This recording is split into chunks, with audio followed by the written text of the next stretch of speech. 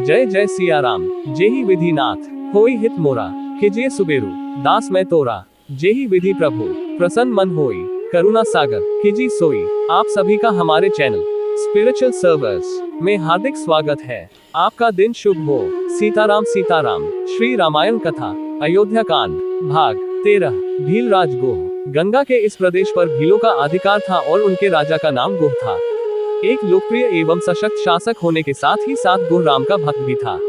ये ज्ञात होने पर कि राम अपने लघु भ्राता लक्ष्मण और पत्नी सीता के साथ उसके क्षेत्र में आए हुए हैं, वह अपने मंत्रियों तथा परिजनों के साथ उनके स्वागत के लिए आ पहुंचा। भीलराज गुह को देखकर राम स्वयं आगे बढ़े और उनसे गले मिले। वकल धारण किए हुए राम, सीता और लक्ष्मण को देखकर गुह को अत्यंत क्षोभ हुआ। उसने विनयपूर्ण तथा आर्त स्वर में कहा, हे रामचंद्र, इस प्रदेश को आप अपना ही प्रदेश समझे। आप यहाँ का अधिपति बनकर यहाँ का शासन संभाल ले। आपके समान समदर्शी एवं न्यायवेदता शासक पाकर यह प्रदेश धन्य हो जाएगा। मैं आपको विश्वास दिलाता हूँ कि यह संपूर्ण भूमि आपकी ही है और हम सब आपके अनन्य सेवक हैं। इतना कहकर गुहराज ने अपने साथ लाए हुई सामग्री को राम के समक्ष रख दिया और बोला, हे स्वामी, ये भक्ष्य पेय, लेह्य तथा स्वादिष्ट फल आपकी सेवा में प्रस्तुत है। आप कृपा करके इन्हें स्वीकार करें। आप लोगों के विश्राम के लिए व्यवस्था कर दी गई है। अश्वों के लिए दाना चारा भी तैयार है। गुह की प्रेम में वचनों को सुनकर राम बोले, हे निषादराज, आप इस प्रदेश के राजा हैं, फिर भी आप मेरे स्वागत के लिए पैदल चलकर आए हैं।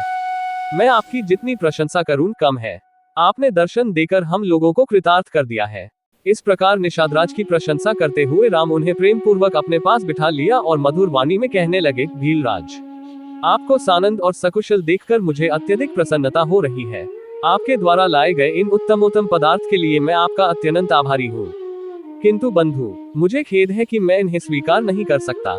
ये सारे पदार्थ राजा महाराजाओं के खाने योग्य हैं, किंतु अब हम तपस्वी हो गए हैं और हमारा भोजन तो केवल कंदमूल फल है, अतः हम इसे ग्रहण नहीं कर सकते। हाँ, अश्वों के लिए आप जो दाना चारा लाए हैं उन्हें स्वीकार करके मुझे बहुत प्रसन्नता होगी, क्योंकि ये मेरे पिताजी के प्रिय अश्व हैं, जिनकी सदैव विशेष देखभाल की जाती है।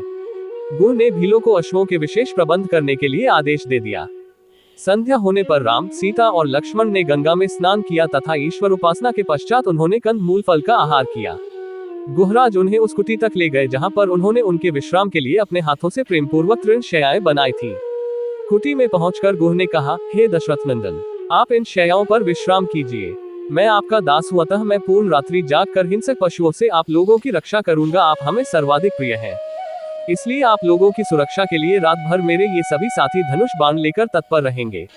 उनकी बातें सुनकर लक्ष्मण ने कहा, हे गुहराज, मुझे आपकी शक्ति, निष्ठा और भैया राम के प्रति आपके अनन्य प्रेम पर पूर्ण विश्वास है। निस्संदेह आपके राज्य में हमें किसी प्रकार की विपत्ति की आशंका नहीं हो सकती, किंतु मैं भैया राम का दास हूँ, अतः मैं इनके बराबर में सो नहीं सकता। मैं भी रात भर आपके साथ पहरा देकर अपना कर्तव्य पूरा करूंगा। भीलराज गुह और लक्ष्मण कुटी के बाहर एक शिला पर बैठकर पहरा देते हुए बातें करने लगे। लक्ष्मण ने गुह को अयोध्या में घटित समस्त घटनाओं के विषय में बताया। इस प्रकार वह रात्रि व्यतीत हो गई। जय जय सिया राम। आगे की कथा भाग 14 कल आपको पुनः मिलेगी। आप सभी का दिन शुभ हो। हमारे चैनल पर बने रहने के लिए लाइक, फॉलो और सब्सक्राइब करें। जय जय सिया राम।